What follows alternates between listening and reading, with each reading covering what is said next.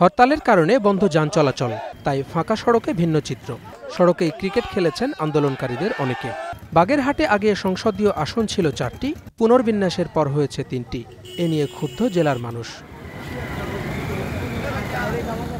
পূর্ব ঘোষণা অনুযায়ী সর্বদলীয় সম্মিলিত কমিটির ডাকে দিনব্যাপী পালিত হয়েছে হরতাল।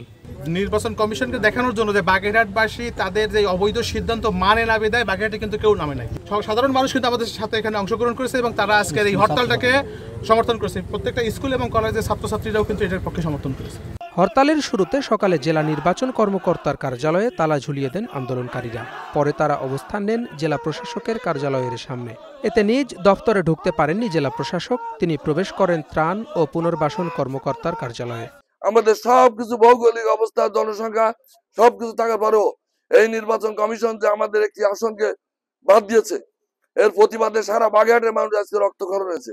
আমরা 3 দিন আলটিমেটাম দিয়েছি। আমরা আজকে সারা দিন হরতাল চলবে। আমাদের 4টে সিট, আমাদের এই 3টের পরিবর্তন না হয় 4টে হওয়া পর্যন্ত আমাদের এই আন্দোলন চলবে। আসন পুনর্বিন্যাসের দাবিতে মঙ্গলবার বিক্ষোভ মিছিল, পরের দুদিন আবারও হরতাল কর্মসূচি দিয়েছে সর্বদলীয় committee. Desk report, star news.